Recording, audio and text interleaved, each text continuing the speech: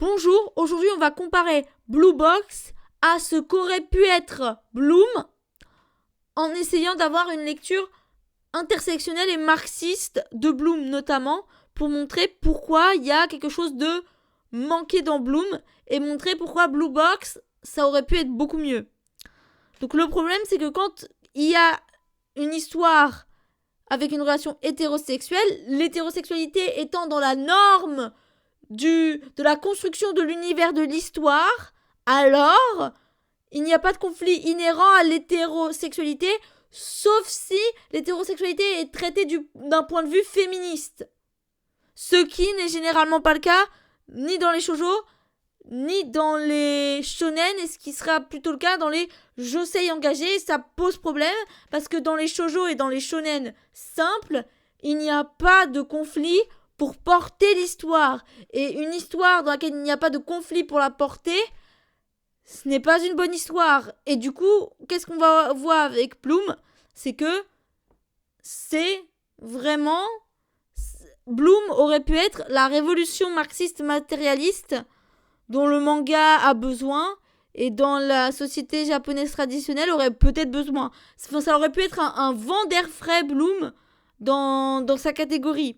Mais ça ne l'a pas été, notamment parce qu'il n'y a pas eu une vision intersectionnelle de la construction de l'univers de Bloom qui aurait pu permettre de donner à Bloom une intensité et une fraîcheur encore jamais vues dans les histoires de romance. Pourquoi ? Parce que tout est là, mais rien n'est utilisé. Je m'explique. Donc, la protagoniste féminine, elle est dans un lycée riche, avec un haut niveau et des facilités éducatives. Elle est première de la classe. Elle a reçu une bourse. Donc, elle a reçu une bourse pour aller dans un lycée de riches. C'est donc ce qu'on appelle en sociologie,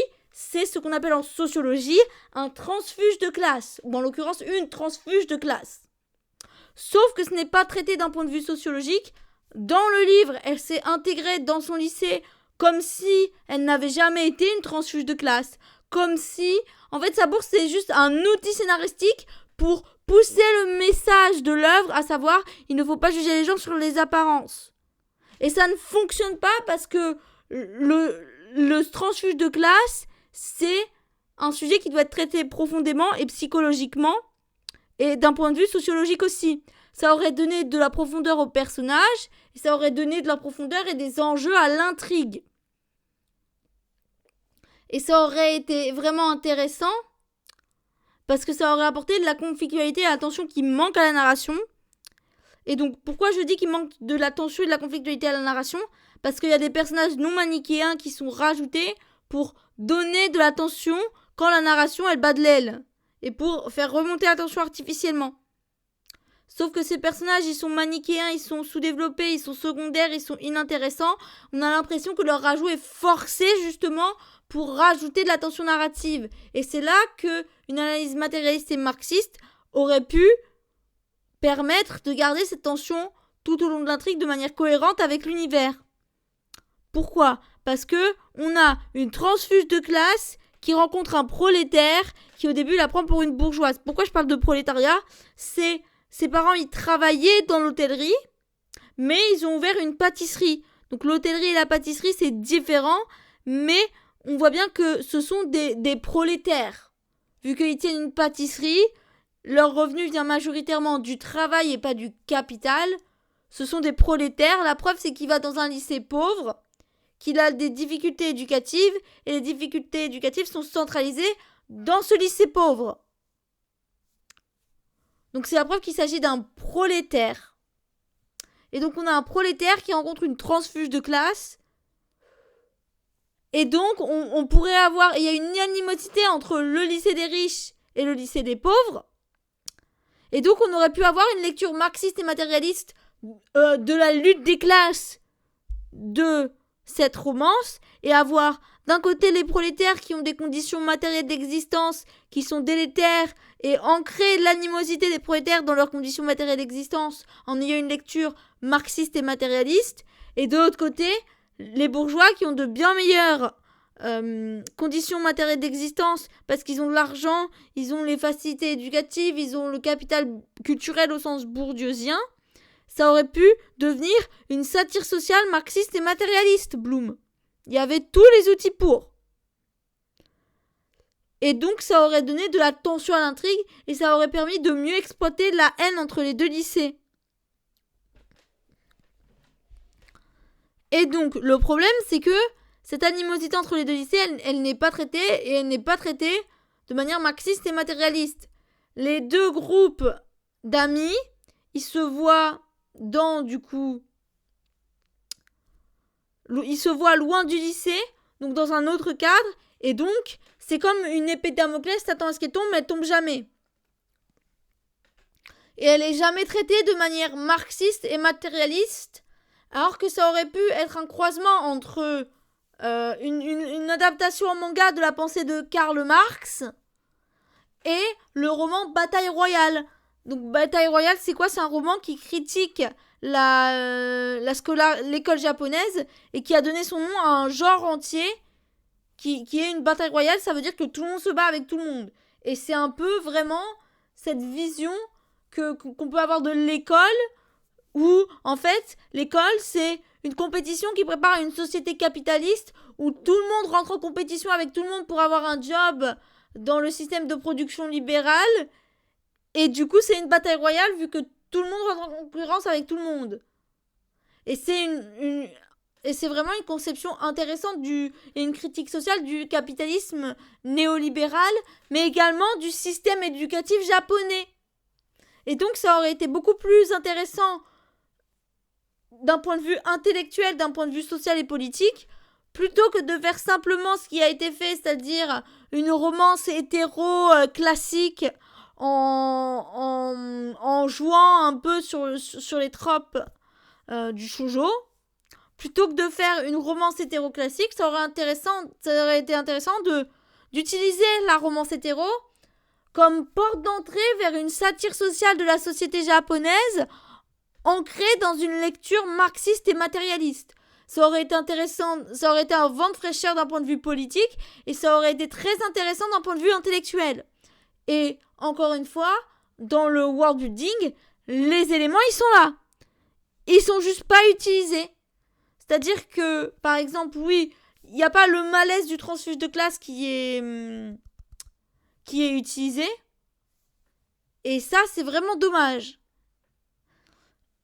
Et donc, comme c'est pas traité, il y a eu ces ajouts. On doit rajouter artificiellement des personnages secondaires manichéens pour augmenter la tension, ce qui est problématique. Parce que ça les rend pas iconiques, c'est juste du remplissage avec de l'action qui n'est même pas montrée dans le champ.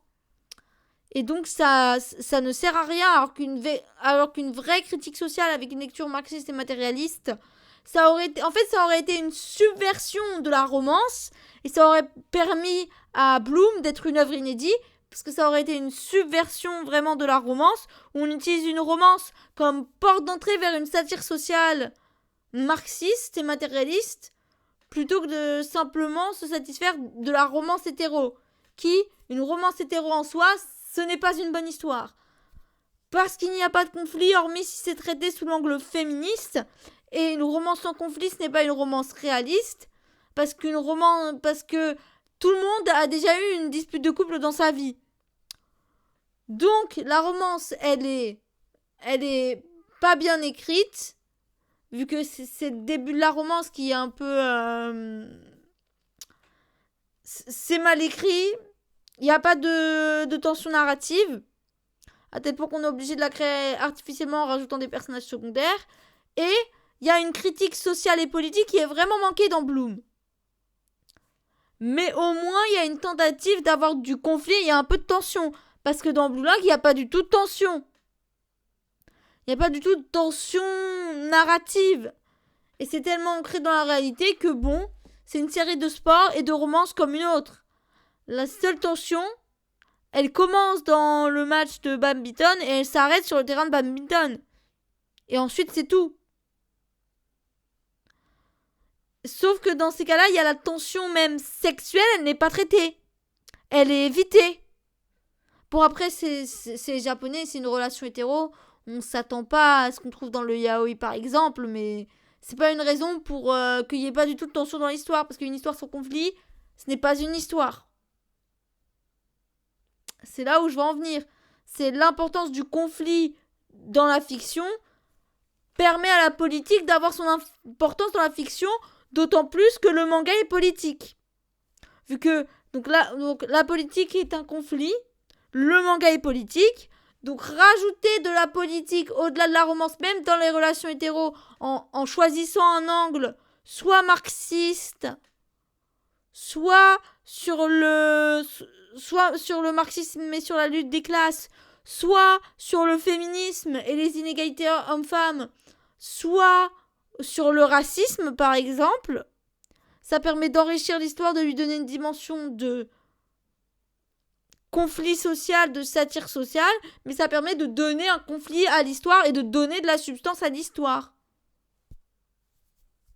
Et c'est ce qui n'est pas fait ni dans Blue Box, ni dans Bloom. Contrairement à ce qui a été fait, si on compare ce qui a été fait avec Shakespeare, il y a une rivalité entre les deux familles, et c'est ça qui fait toute la tension narrative. Ce n'est pas la relation entre Roméo et Juliette qui fait, en fait, ce qui fait que Roméo et Juliette est une bonne histoire, ce n'est pas la relation entre Roméo et Juliette en elle-même. C'est la tension entre les deux familles.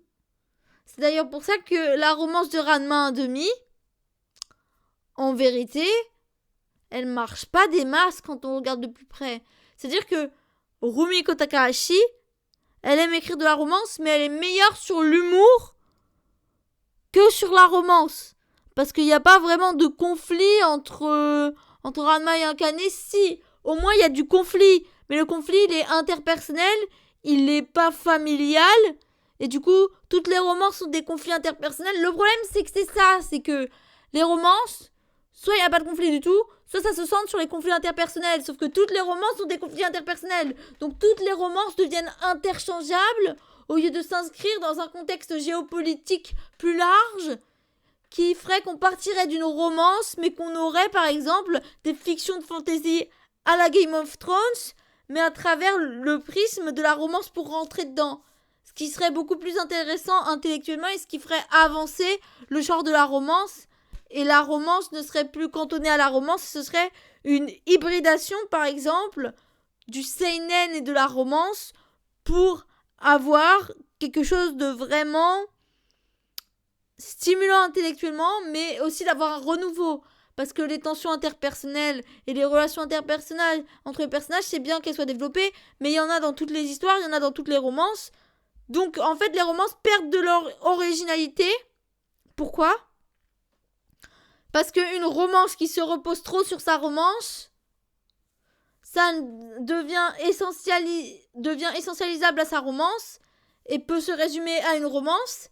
Et donc, non seulement si la romance est mal écrite, l'histoire perd du coup de sa superbe et il n'y a rien à côté pour rattraper la romance si elle est mal écrite, mais en plus, on a l'impression que le genre se referme sur lui-même et perd en originalité au lieu de s'hybrider avec d'autres genres. Et du coup, on perd en innovation, on perd en latitude et on finit par avoir des romances avec des archétypes et des relations et des interactions qui se ressemblent toutes, et ça finit par lasser les lecteurs. Et donc, en fait, l'idée qu'une romance ne puisse pas faire partie d'une histoire plus large et que le genre romance ne puisse pas s'hybrider avec d'autres genres, c'est assez conservateur et ça prouve une façon... En fait, c'est une façon assez conservatrice et réductrice de concevoir les histoires et la notion même de genre littéraire. C'est-à-dire qu'il n'y a rien qui empêche un yaoi d'avoir des parties un peu shonen, enfin il n'y a rien qui empêche deux genres de s'hybrider. Et l'avenir en fait c'est l'hybridation des genres, parce que s'insérer dans un genre sans le subvertir, sans subvertir ses codes, bah, ça prouve finalement qu'on ne s'est pas approprié les codes du genre. Et c'est un peu problématique. Et donc, ça veut dire que par exemple, Blue Lock, c'est... En fait, je serais Blue Lock comme si c'était une romance alors que c'est un shonen. Mais c'est pas forcément un bon shonen. Après, si on parle par rapport à Jujutsu Kaisen ou même à IQ, IQ c'est un autre manga de sport, c'est mieux de comparer à IQ que à JJK. Mais même si on compare à IQ, il y a plus de tension, de métaphores et de stratégie dans IQ que dans Blue Box. Et c'est problématique parce que l'utilisation de la symbolique, elle est réduite implicitement à des transitions. Dans un épisode, elle s'ancre pas dans la stratégie du match, contrairement à ce que fait IQ. En plus, en termes de mise en page et de mise en case dans le manga, je pense que IQ, il est beaucoup plus innovant que Blue Box. Mais en termes de scénario pur,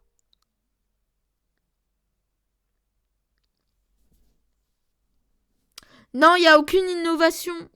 C'est ça le problème, c'est que c'est le mix entre un shonen et une romance, bah waouh quoi. Moi, c'est tout. Même niveau mix shonen romance, avec la romance Kilogon, qui est du coup implicite, et bah Togashi il a fait mieux dans un shonen que... et pourtant, Hunter x Hunter, c'est un shonen qui a voulu reprendre l'école du Neketsu. Notamment avec les tournois à la Tour Selex et tout. Et donc... Et bah... Je sais pas quoi dire parce que les codes du Neketsu, on pourrait voir ça comme un obstacle. Mais Togashi, il a réussi, il a passé outre. Enfin, un obstacle à la romance, je veux dire. Les codes du Neketsu pourraient être vus comme un obstacle à la romance, mais Togashi a passé outre. Ça prouve en fait que Togashi sait bien mieux écrire même que la plupart des mangaka contemporains. Et que donc, bah... Les romances, elles se reposent trop sur leur laurier et il faudrait peut-être qu'elles évoluent. Donc je vais laisser ça là.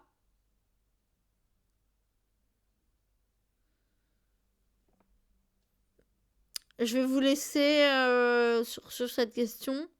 Est-ce qu'il faudrait pas que les romances arrêtent de se reposer sur la romance et s'hybrident avec d'autres genres pour évoluer plutôt que d'avoir toujours les mêmes tropes qui reviennent et qui sont pas subvertis encore et encore?